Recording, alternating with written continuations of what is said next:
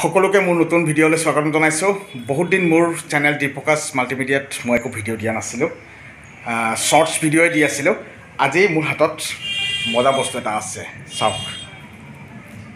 গম পাইছেনে কি এইটো? এইটো হ'ল tin fish, Sea Crown tuna in brine and oil. আৰু আজি এইটো বনাম আৰু খাম। এইটো কেনেকৈ বনাওঁ সেই বস্তুটো আজি আমাৰ এই ভিডিঅ'টোত থাকিব। মানে মই নবনাওঁ, মায়ে বনাব আৰু মই আপোনালোকক দেখুৱাই যাম। আৰু যদি ভিডিঅ'টো চাই ভাল পায় জানে নহয় কি কৰিব লাগে, লাইক শ্বেয়াৰ কমেণ্ট। চ' দেৰি নকৰি ব'লক আজি আমাৰ টিন ফিছ বনোৱা ভিডিঅ' ষ্টাৰ্ট কৰোঁ। চাওক, এইটোৰ প্ৰাইচ 130 ৰুপিজ। আৰু এইটো ওপৰটো এতিয়া কাটিম আৰু কটাৰ পিছত আপোনালোকক মই দেখুৱাম ভিতৰত ইয়াত যিখিনি মাছৰ পিচ আছে, টুনাৰ পিচ, সেইখিনি আপোনালোকক দেখুৱাম।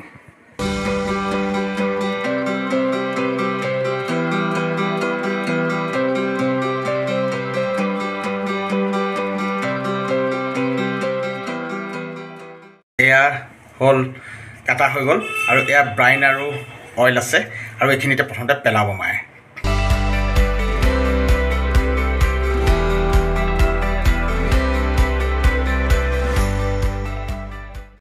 আৰু এয়া চাওক, পিচবোৰ ওলোৱা হ'ল।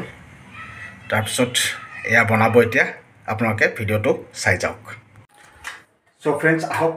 এয়া চাওক, মায়ে গেছ জ্বলাবলৈ আৰম্ভ কৰিলে আৰু এতিয়া আৰম্ভ কৰিব। আৰু আমাৰ টিন ফিছ যোনটো আজি এতিয়া কাটি দেখুৱাইছিলোঁ, সেই টিন ফিছটো এতিয়া ইয়াত আমি বনাম। এতিয়া প্ৰথমতে মই মাক সুধি লওঁ কেনেকৈ কি দিয়ে। কোৱাচোন। তেল দিছোঁ, তেলখিনি গৰম হ'লে পিঁয়াজ দিম, পিঁয়াজ, আদা, নহৰু, জলকীয়া। তাৰপিছত অলপ দেৰি ভাজিম, ভজাৰ পিছত টিন ফিছটো দি দিম তাত। মানে মাছখিনি তাত দি দিয়া হয় দিম, তাৰপিছত আপোনালোকে চাব। এই বস্তুটো খাই সাংঘাতিক টেষ্ট হয়।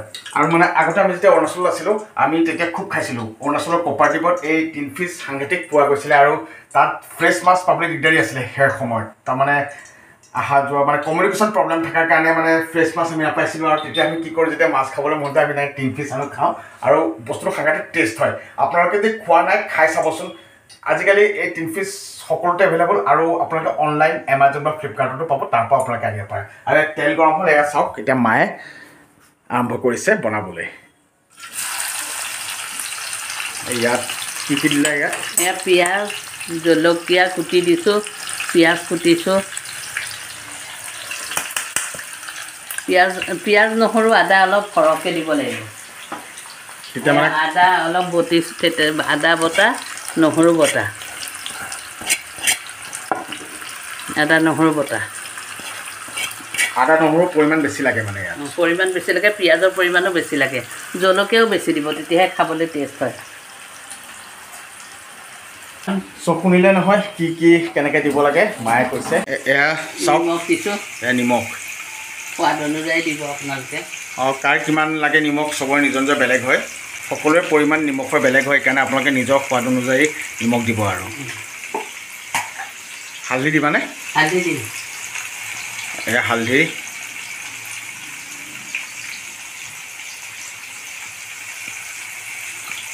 কিমান দেৰি ভাজিবা?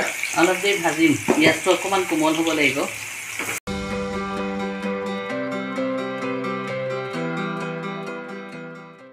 ভজা গৈছে নহয়? ভাজা গৈছে। এতিয়া মই দিম আৰু দেই। এতিয়া মই ইয়াত মানে মাছখিনি দি দিম। ইয়াত দিব এই যোনখিনি মাছ কাটি দি আমি উলিয়াইছিলোঁ দেখুৱাইছিলোঁ, এই মাছখিনি মায়ে ইয়াত এড কৰিব। এয়া চাওক,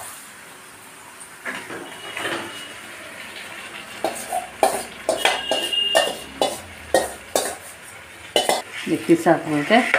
কি ভাঙি দিবা নেকি? ভাঙি দিম, তাৰ লগত মিলাই দিম। আৰু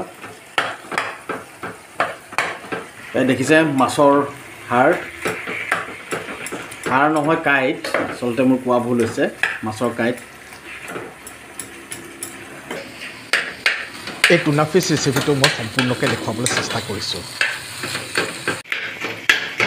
এয়া চাওক বন্ধুসকল, কি কালাৰটো চাওক, টেক্সচাৰটো কেনেকুৱা মজা আহিছে একদম, দেখিছে?